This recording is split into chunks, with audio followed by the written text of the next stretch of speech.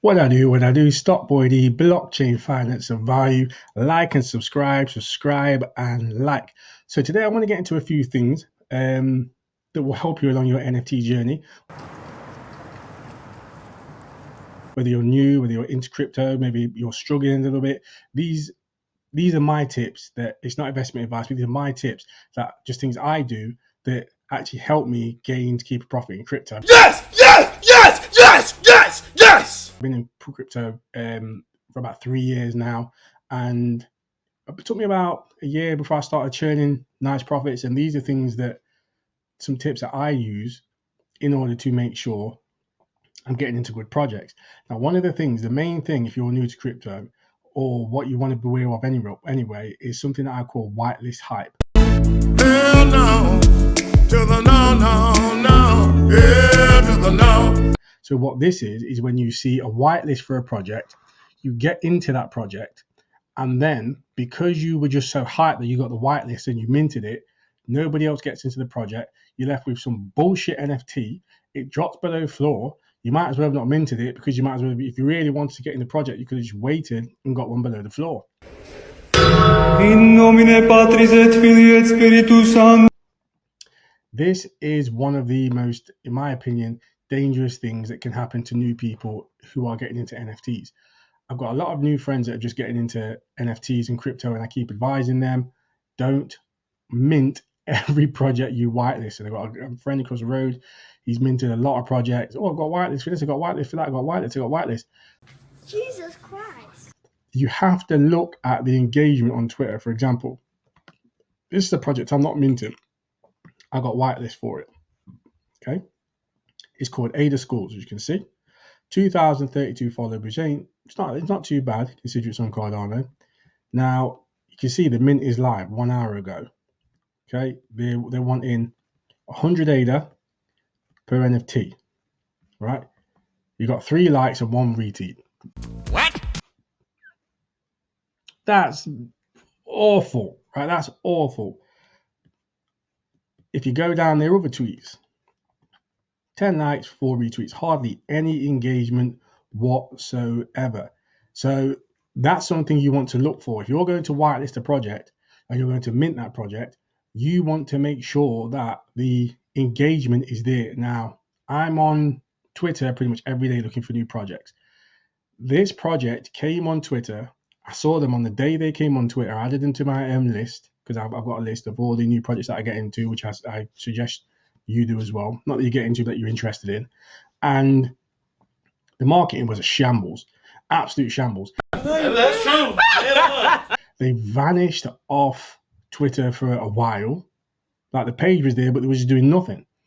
And all the hype for the project just died. There wasn't a huge amount of hype for the project anyway, but it just died. So I was looking at them, watching them, and the marketing just was not there. I looked in their Discord, like there was 300 people in their Discord. Like now, nobody's minted. And I don't think anybody will mint this project. You don't want to be the only person that mints an NFT project and you're stuck with that NFT and then you can't get rid of it for jack, right? So whitelist hype is something that is very dangerous to your NFT portfolio. I've suffered from it. I've got quite a few NFTs that are absolute bullshit. Waste of my damn time. They've rug pulled, all sorts of stuff, and I've learned my lesson. If you're struggling to find projects that you want to get into, okay, one of the things I suggest you do, or what I do, don't suggest you do it because it's not investment advice. One of the things I suggest what I do is I look at the blue chips and which is the best blue chip that I want to get into. Best way forward, I'm telling you, best way forward, because the blue chips have been around. The blue chips have got reputation. They've got a team that's got a good reputation. You can look at who's in the team. You can look at the roadmaps. You can see if they're actually delivering on the roadmaps and delivering on the promises that they're bringing. That is so important. What did he say? One of my favorite projects is Mutant NFTs. The reason why I'm still stacking on the mutants is because they built epoch.art. They built Mutant Labs. They're talking about making an NFT. The next NFT is going to have Twitter integration with it. There's no other project out there that has Twitter integration. None. They're bringing something fresh. They're bringing something new. These, right, when I looked at their roadmap, oh, you'll get an airdrop, and and we're going to release School Token, and then part 2 will be revealed. What's that? What is that? You choose to be nothing. That is not enough nowadays for a project. It's got to be fresh. It's got to be innovative. It's got to be unique. And so many of these projects don't come with anything unique. So it's an issue. The next thing I'd like to talk about is I beware of projects that are talking about relying on other projects. So, for example, I know there's a lot of projects at the minute that they're in their roadmap, right? And this is ridiculous in my opinion. In their roadmap, what it states is we're not going to build our metaverse. We're going to buy our land in another metaverse like Cornucopias. And then what we're going to do is we're going to build our own clubhouse there. And you'll be able to come in there and hang out there. Well, then why don't I just invest in Cornucopias? What is the point of me investing in your project if your project relies so heavily on another project? I'm not talking about the tools. I'm talking about the project. Because if Cornucopias goes tits up, then your roadmap's knackered.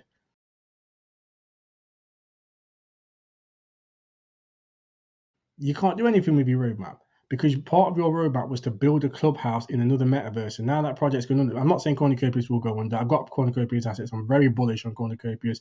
Brilliant blue chip project on Cardano. But I'm choosing it as an example. So that's one thing I would say. I mean, the next thing I would say is always be in the Discords. For example, this is their Discord. This is that Ada School's Discord, right? It is dead. Stop the cap. Right, dead. But to the moon, like no mate, to the floor, like through the ground. Like this is going nowhere. Like, everything looks good so far. Mint will start at 8 p.m. No one's minted any. Nobody has minted anything. The price, you've even got people saying the price is too high, 30 to 45 ADA max for this project. I would say 20 ADA. I don't think this project has got anything that makes me want to use the whitelist I have for it. You might want to take the bass out of your tone. I'm not sure you know who you're talking to here, but Nothing at all. Now, when you go and look at a Discord like Stag Alliance, which is the next project that I will be minting, it's 200 ADA. It's bumping. It's bumping in there. Bumping in there. There's so many people that are trying to get the whitelists, right? And so many people that are just talking in that community that you can see the interest is there. The interest is there, right? And they're doing something fresh. You look at the roadmap. The roadmap's dynamic. It's unique. There's so much to it. Like the team seems pretty good. They're engaging with people. It's got everything you want. The marketing's great. Like every single step for this project looks like it's fire as long as they fulfill the roadmap and fulfill what they're going to do. Got them. We fucking got them. Now, the mint price is a bit steep, but I think for what they're going to do and I think for the value that they'll bring to the project, it is worth it. But there is one thing that will stop me from minting this project, and this is the next thing you have to be careful for. If you're starting to mint a project and the mint messes up, do not mint that project, in my opinion. I would not mint that project. There are so many projects that I've seen. There was, for example, TCC, the Collectors Club. That project had hype. Like, I'm sure it had like 10k followers even before they minted. People was looking at it. Eyes were on it. Everybody was trying to get into it. So then what happened when it came down for the mint? Everybody tried to mint it at one time. Boom. Mashed up the mint. Right? Mash it up, man. And the mint went mad. They couldn't mint for ages. People started just losing interest and the floor dived. The floor dropped. Another project what that happened on was the Fluffies. Okay, the Fluffies. That happened with the Fluffies. They minted outside of the guy just running off with the money from the project, because that happened as well. And that's why I say it's so important to understand and know the team. That's why I like to try and get into projects where I know the team. Like I've seen them in other projects. But the guy ran off with the money. But before that anyway, like people were trying to mint their project. The mint flopped. The floor price. Oh my God! Just fell through the floor.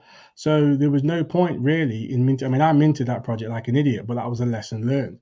but there was no point in minting that project. So whenever I see there's issues with a mint, I back off.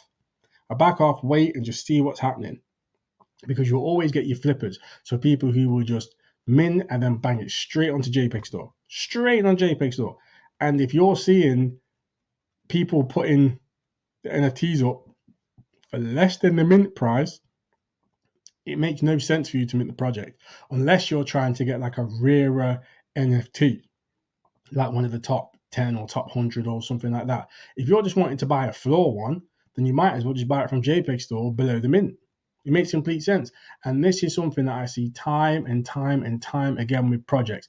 And they don't seem to think of ways in which they can mint their project, mint out, and not have the issue of all the congestion coming in at one time and disrupting the mint.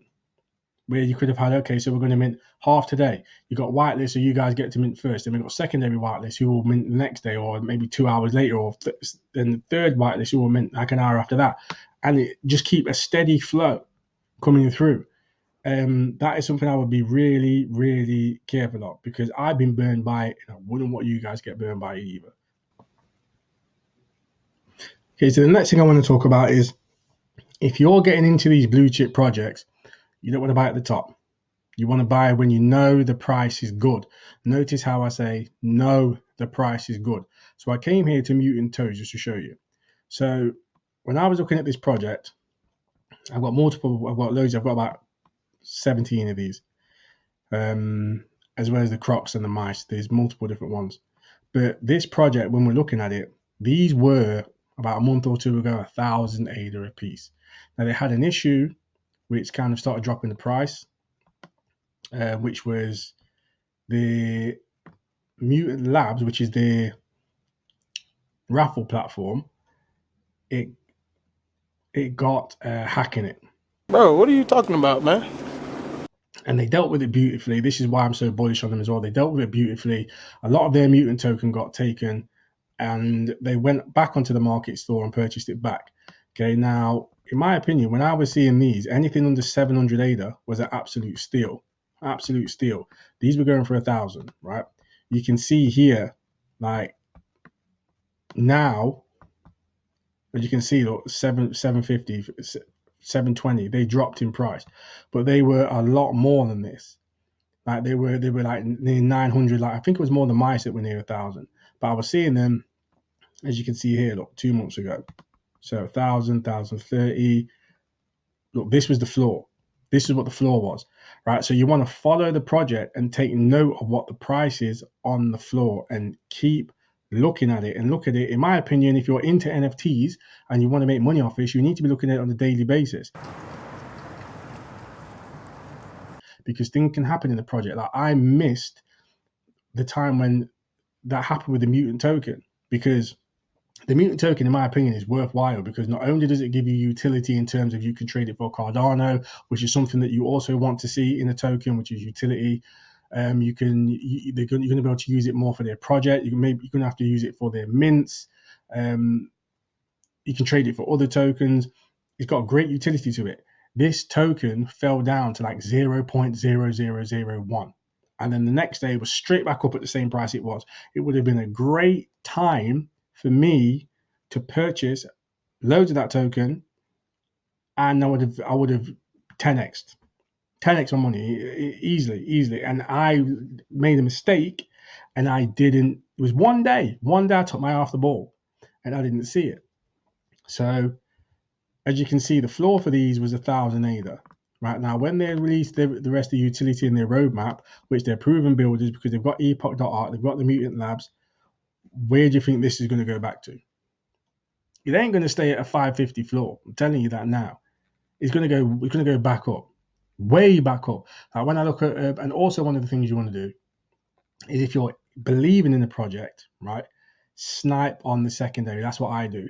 I sniped one of the Cardano mice, which are one of the rarer ones, and I sniped it for 300 ADA. The floor last time I checked for those was 8,500. Just off that purchase alone, which is lower than the floor now, I'm laughing. I'm laughing. I'm up on most of these because I minted most of them. I got a few off secondary, but I minted most of them, so I'm up on these anyway. But the roadmap had so much intricacy to it, and it was so, like I say, unique and dynamic. Like it was so different. Like I say, these are looking to do a Twitter integration tool, right? So I was in their Twitter chat, and what it seemed to me that they were saying, I don't know if they're going to be able to do this all the way, but what they were saying was that they're going to be able to use your mutant NFT as a profile picture, and just for having it as a profile picture, you will get rewarded more than likely with mutant token.